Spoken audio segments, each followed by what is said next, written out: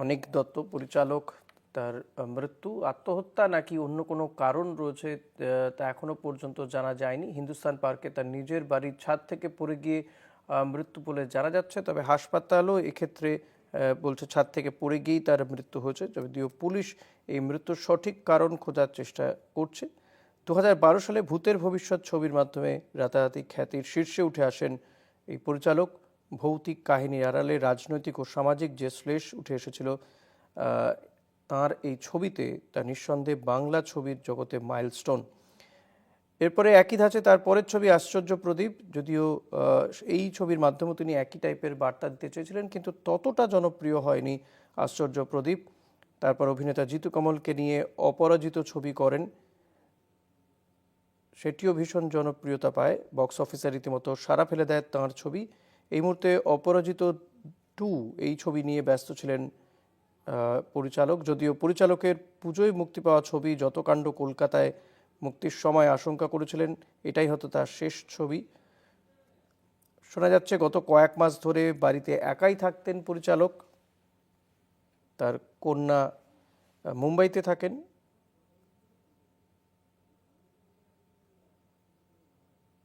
বিশিষ্ট পরিচালক অনিক দত্তের প্রয়াণ, ছাদ থেকে পড়ে গিয়ে মৃত্যু বলে জানা যাচ্ছে, তবে মৃত্যুর সঠিক কারণ নিয়ে ধোঁয়াশা রয়েছে।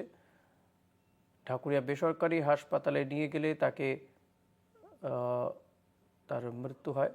এই মুহূর্তে আমরা টেলিফোনে যোগাযোগ করতে পেরেছি অভিনেতা পরমব্রত চট্টোপাধ্যায়ের সঙ্গে। পরমব্রত, অনিক দত্ত তার প্রয়াণ হয়েছে ছাদ থেকে পড়ে গিয়ে তার মৃত্যু, নিঃসন্দেহে বাংলা সিনেমা জগতে তো বিরাট ক্ষতি হয়ে গেল। আপনার প্রতিক্রিয়া চাইব।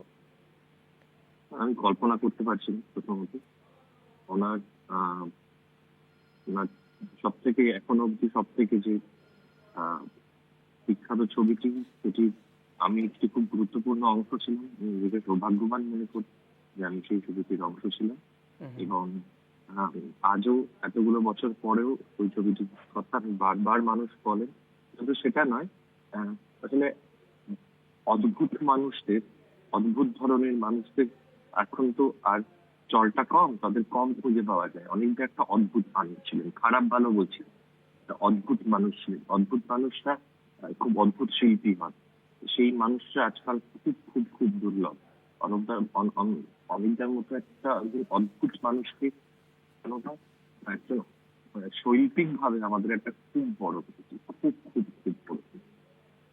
পরমব্রত, অনিক দত্তের সঙ্গে যেহেতু তার পরিচালিত ছবিতে আপনি ছিলেন, সেক্ষেত্রে তার এই এই সময় কোন স্মৃতিগুলো তার মনে পড়ছে ছবির সময়, যেভাবে তিনি আপনাদের ডিরেক্ট করতেন, বা কিছু যদি শেয়ার করেন কোনো গল্প।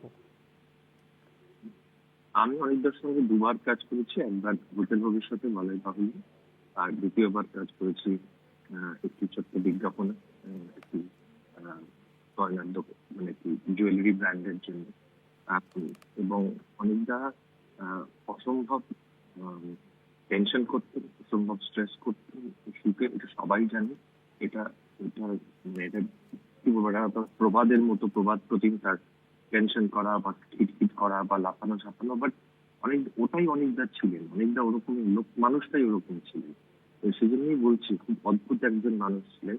এবং ওনার খুব নির্দিষ্ট কিছু ধারণা ছিল সিনেমা সম্বন্ধে, শিল্প সম্বন্ধে, এবং যেগুলোতে উনি অসম্ভব দৃঢ়ভাবে বিশ্বাস করতেন সেই ধারণাগুলোকে।